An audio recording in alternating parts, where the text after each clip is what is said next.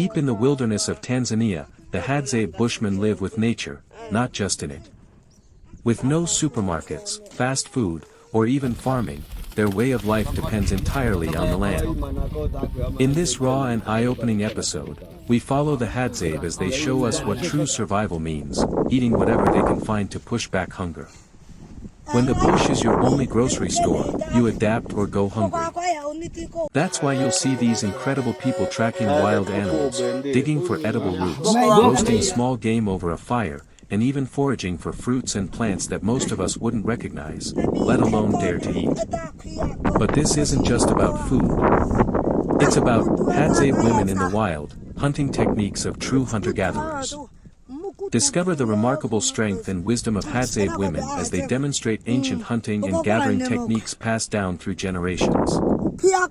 Living in harmony with nature, these women play an essential role in sustaining their community, from tracking small game to foraging for edible roots and berries.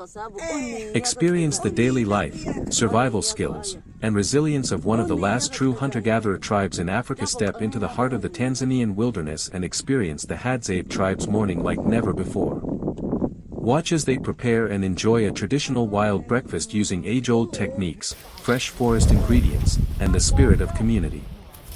This is not just a meal, it's a powerful expression of survival, culture, and connection to nature in the remote landscapes of northern Tanzania, far from cities and modern conveniences, live the Hadzabe, one of the last true hunter-gatherer tribes on earth.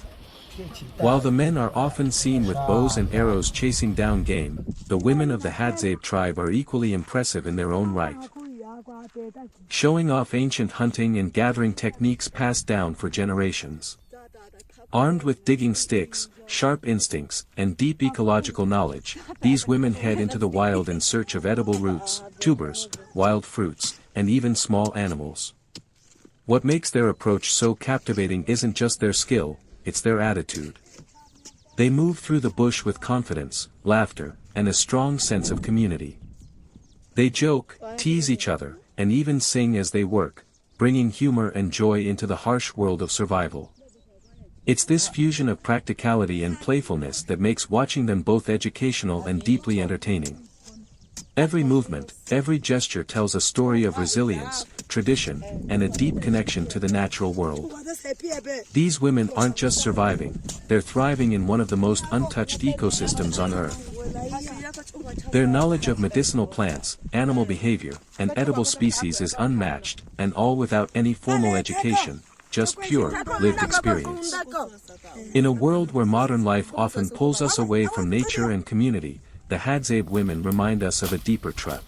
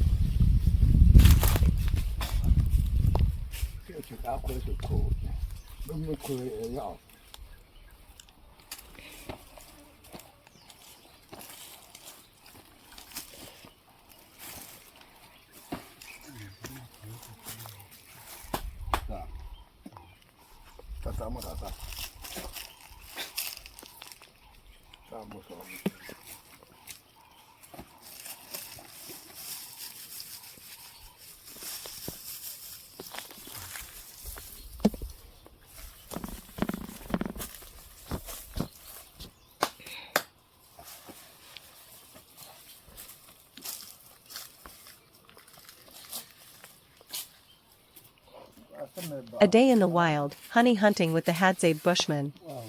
Spending a full day with the Hadzabe Bushmen of Tanzania is more than an experience, it's a step back in time, into one of the last truly ancient ways of life.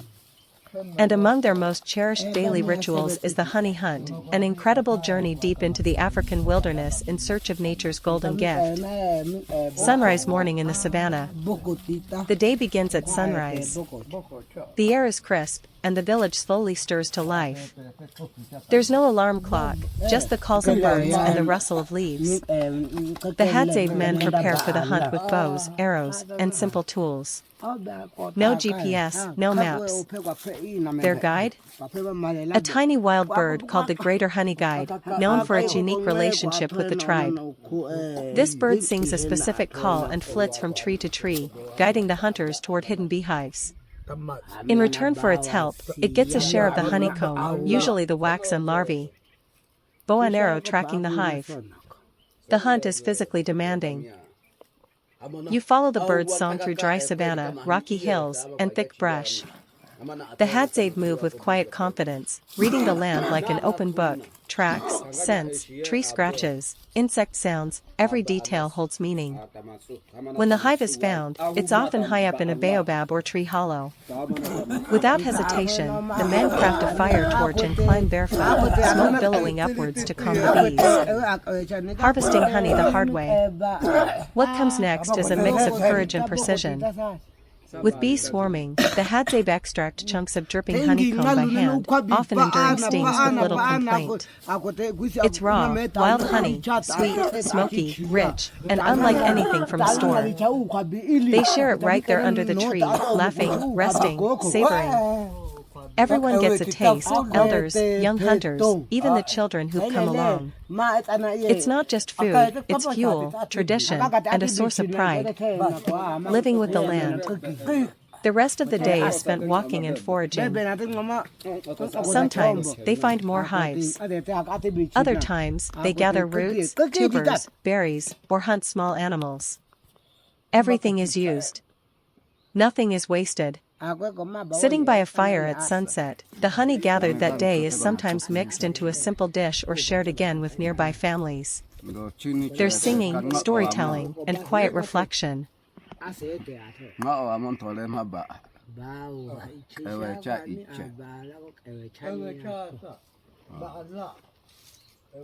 At first light, the Hadzabe of Tanzania rise with purpose. Their morning ritual isn't about brewing coffee, it's about following the call of the greater honey guide, a wild bird that leads them to hidden treasure, wild honey. The Hadzabe whistle and chirp, mimicking the bird's calls, forming a rare partnership between species. When the honey guide responds, the chase begins. The men move fast and barefoot through thorny scrub, carrying handmade bows, fire sticks, and small axes. Once the hive is spotted, often high in a tree, they ignite a bundle of dry leaves and dung to produce smoke. This smoke calms the bees, allowing one of the hunters to climb the tree with no protection. Using a small axe or stick, he cracks open the hive and pulls out golden honeycomb, larvae and all. The reward is immediate. The honey is eaten fresh, shared by all, sweet and warm from the hive. This method is not only efficient, it's ancient, passed from generation to generation through observation and ritual. For the Hadzabe, breakfast isn't just a meal. It's survival, cooperation with nature, and a living example of human-animal symbiosis.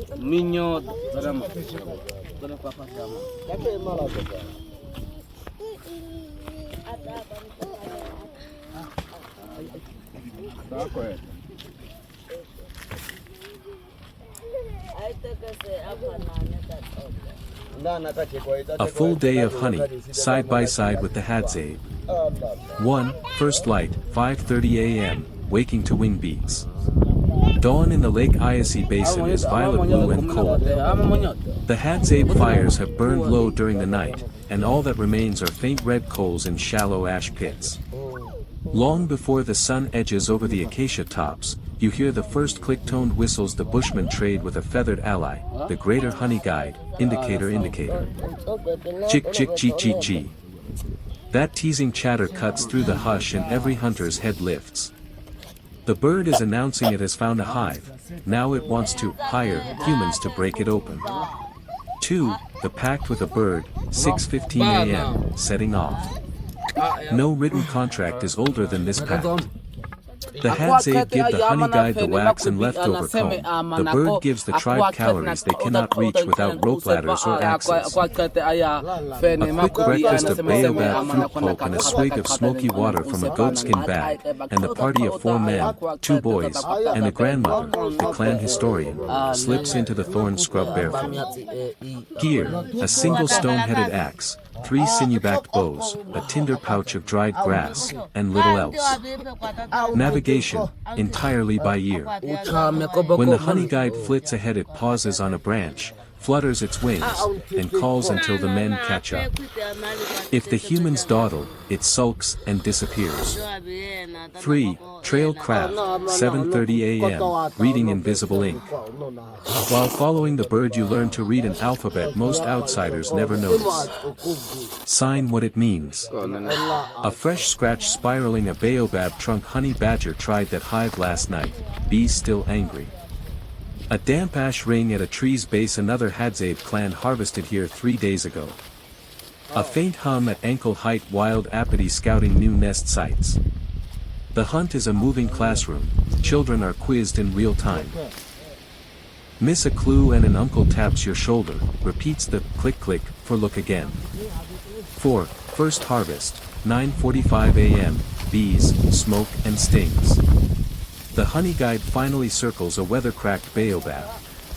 The hive entrance is a slit 8 up. Fire, a boy twirls a hardwood drill in a soft baobab board. Within 2 minutes a coal is tipped into dry fibrous bark. Smoke, bundled grass is lifted like a torch as a climber walks, the trunk using V-notches cut by ancestors decades earlier. Extraction, with the axe he pries off a honey-heavy plate of comb. Bees pour out like sparks. Stings are inevitable. The climber rubs ash onto welts but never curses. The Hadzabe tell children that angry words chase away the honey guide. On the ground everyone tears fist-sized gobs of comb, chewing wax, larvae, pollen, and sun-warmed honey in one sweet, protein-packed mouthful. A palmful is left on a branch for the bird, it darts down the instant the group steps back. 5. Midday interlude, 12:30 p.m. Shade, story and repair. Under a rock overhang the hunters nap. The grandmother plaits a bowstring of giraffe sinew while telling a myth. Long ago the bee fell in love.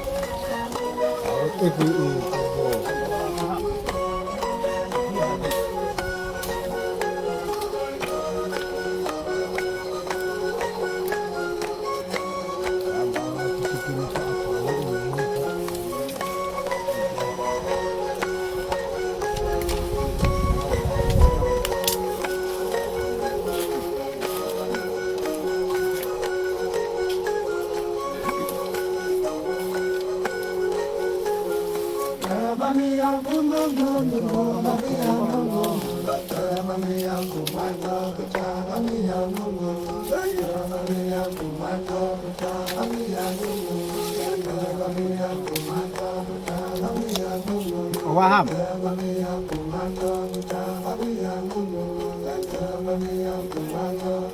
Api kopi ayam. Kopi.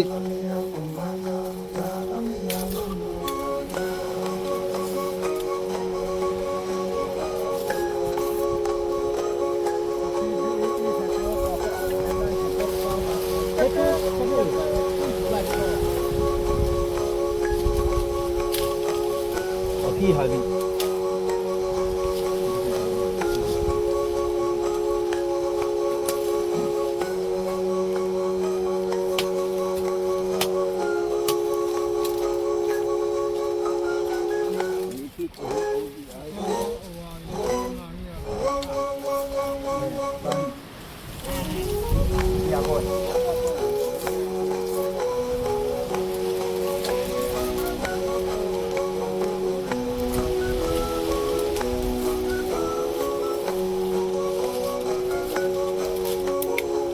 เพราะว่าห้าม